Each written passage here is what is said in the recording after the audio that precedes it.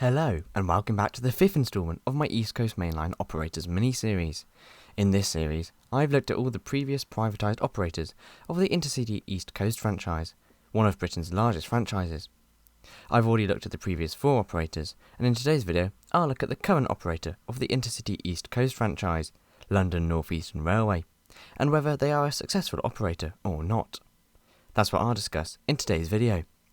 Do ensure you subscribe and make sure you check out the previous 4 episodes now.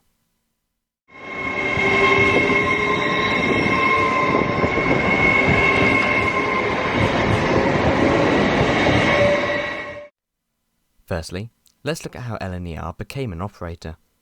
Well, to fully understand the situation, you must watch my previous videos on GNER and National Express East Coast, then East Coast and Virgin Trains East Coast. National Express East Coast collapsed in November 2009 due to the company being unable to pay back the £1.4 billion it owed to the DfT, a similar story to GNER back in 2007.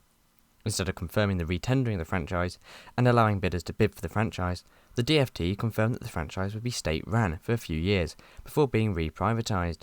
This state-run company, named East Coast, operated whilst making a profit, and was the top 5 train operating companies throughout its operational history. Regardless, in late 2013, the DfT confirmed that the Intercity East Coast franchise would be privatised, with Virgin and Stagecoach winning the franchise, beginning operations in March 2015.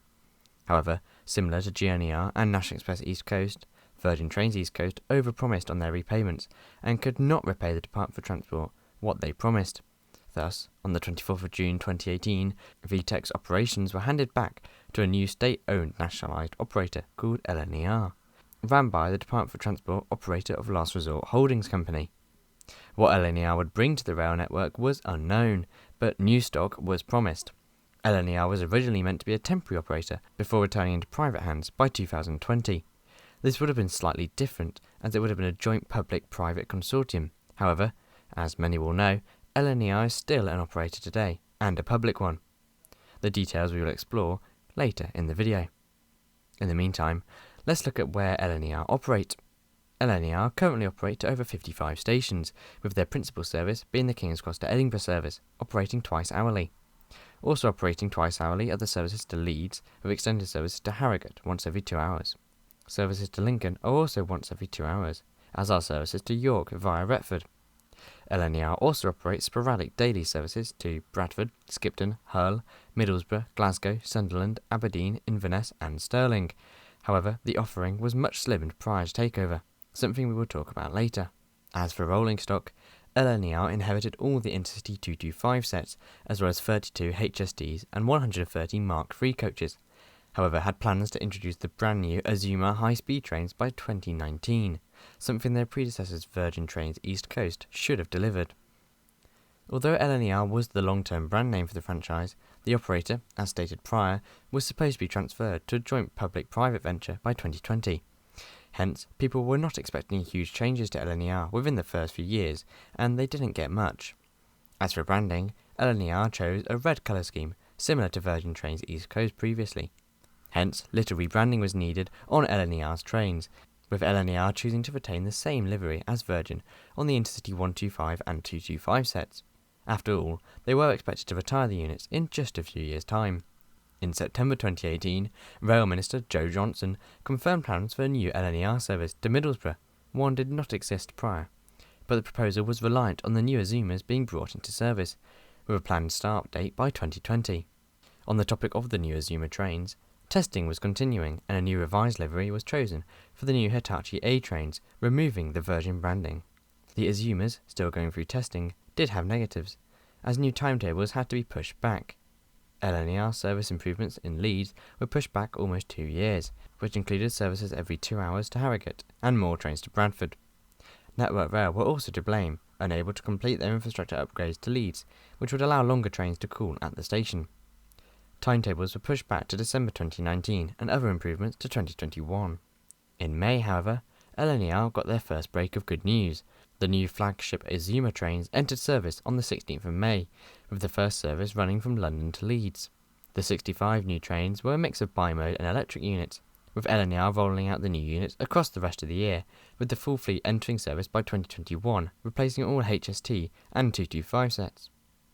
The Class 800s enter service first, with the all-electric Class 801s entering later, in September. The £5.7 billion investment in the East Coast Mainline infrastructure upgrades, including the new Azumers, although delayed, were a success. The increase in capacity and the increase in acceleration on the Azumers versus the HSTs were praised, but passengers were not overly happy regarding seat comfort.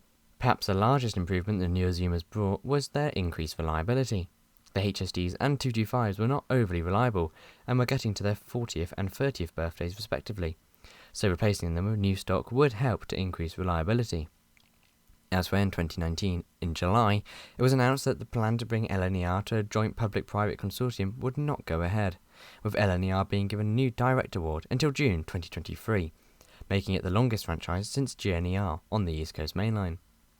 In October 2019, LNER also began extending more services to Lincoln, with all former Newark services now terminating at Lincoln, providing 5 services in each direction a day, adding a 6th in December.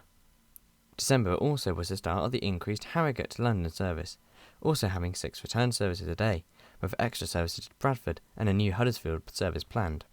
However, a certain virus scuppered those plans. In December 2019, LNER retired their last HST sets, with the HST sets no longer needed due to the new Azuma sets. Some HST sets moved to the nearby Midland Mainline to operate under East Midlands Railway as a stopgap. Many expected the 225 sets, built especially for the East Coast Mainline, to follow the HSTs into retirement by mid-2020, but this wasn't the case. In order to deliver the proposed December 2021 timetable upgrades, LNER announced that they would be retaining 12 Class 91s, 73 Mark IVs, and 9 driving van trailers, forming 8 sets of 9 carriages, and operating services to York. In 2020, apart from some backlash after it was revealed that LNER's Lincolnshire sausages were actually made in Yorkshire, COVID was of course the main news story. Services were reduced, and any hope for large timetable improvements for the next year were dashed. However, LNER decided to keep the Intercity 225 sets. The only notable news was the news that Evershot would increase the lease of the Class 91s to reach 2024 at the earliest, with Wabtec overhauling the Class 91s. The units would thus enter storage from 2021 whilst these upgrades and upgrades to the East Coast Mainline infrastructure took place. In 2021, LNER confirmed plans for new services to Middlesbrough, which would commence from the 13th of December, run by the new Azuma trains. Middlesbrough MP Andy MacDonald suggested that the new service would be a huge positive for jobs and our local economy. Throughout 2022, LNER focused on providing more frequent services and reversing the COVID cuts. However, the upgrades promised in December 2021 would not be happening until at least 2023. Until then, LNER needed upgrades to its 225 sets to ensure that they could last until withdrawal. Thus, in June 2022, LNER announced that they would be applying a new British Rail Intercity-inspired livery to the 225s, which also came in alongside major bodywork improvements to the Mark IVs. Elsewhere in 2022, LNER were impacted by strikes, and have been since then. The strikes have led to overtime bans and full strikes, with no LNER services. Apart from that, 2022 was a quieter year for LNER, with funding drying up and the ETCS signalling upgrades being suspended until the 225s are withdrawn. By 2023, the Department for Transport had announced LNER would continue operating past its June 2023 initial deadline, citing the high profitability of LNER and success it had brought. After all, the operator had a relatively high reliability rate, a new fleet of trains, and had expanded its network and amount of services it ran.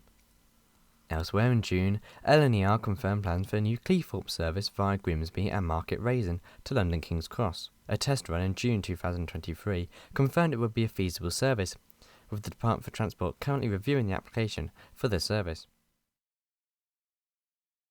In November, the DfT and LNER announced the Intercity 225 replacements, in the form of 10 tri-mode CAF units and an 8-year maintenance agreement costing €500 million. Elsewhere, in the winter of 2023, LNER suffered huge disruption due to a shortage of staff. LNER had several cancellations or delays due to the lack of staff, with LNER blaming the severe weather and infrastructure issues. As the year turned from 2023 to 24, LNER confirmed that they were seeking approval of new, more express London to Edinburgh services, aiming to shave off 30 minutes and compete with fellow operator Lumo, as well as air travel. However, plans for the new service between the two cities have been met with opposition from locals north of Newcastle. A proposed new London to Newcastle service would have led to less services being able to call at Durham and other Northumberland stations, as well as the complete removal of the Morpeth to Carlisle service, which local councillors called mad. The proposed changes were postponed whilst the Department for Transport looked into whether they could increase the number of trains without disrupting other services. However, this looks unlikely, and the changes have been shelved for 2024. Elsewhere in 2024, the infamous fare simplification change took place. This is something that has been widely publicised, and many of you will probably be aware of the changes. LNER announced ticketing changes, whereby off-peak tickets and super off-peak tickets would be removed, with a new 70-minute flex ticket coming into place. LNER claimed that the fare system is confusing, with the previous single-leg pricing system not being the best value for money. However, the new flex tickets, as YouTuber Jen on the Move and others explained, do not provide good value for money and make most tickets more expensive, with huge backlash on Twitter. Luckily, the flex tickets are currently on trial on just a few services, with many hopeful that LNER will scrap the idea after the negative feedback it received on Twitter and other social media sites. Elsewhere in January 2024, LNER drivers announced a new strike, with ASLEF striking on just LNER over pay and conditions, with LNER drivers among the least happy on the network. Fortunately for passengers, the strikes were called off after LNER agreed not to implement a minimum service level over strike action.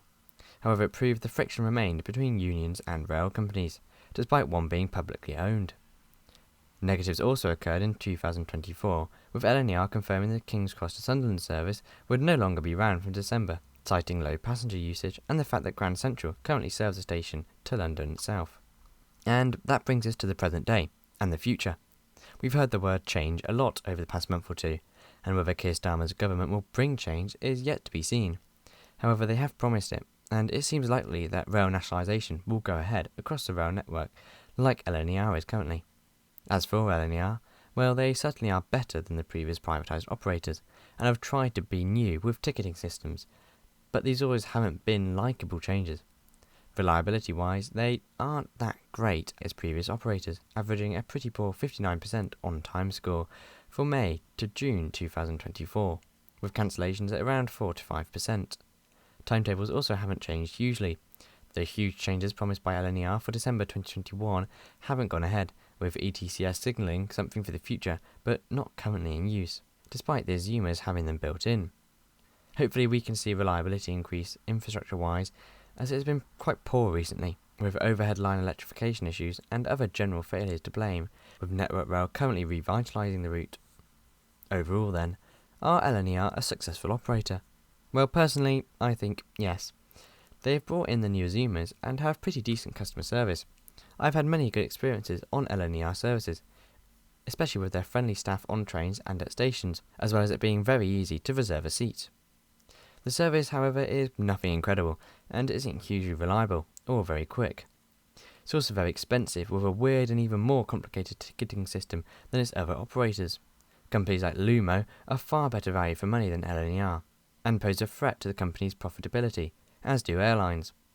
The new Intercity 225 replacements may bring about the new signalling change needed to boost the capacity on the East Coast Mainline, but if prices remain as high as they are, there won't be many passengers for these new potential services. Hopefully this new Labour government will be able to change the anti-rail past and provide the upgrades really needed to boost rail travel along the East Coast Mainline, hopefully with more towns getting London connections, and LNER is then able to thrive and have that third King's Cross to Edinburgh service it has always wanted. Thanks for watching my East Coast Mainline Operators mini-series.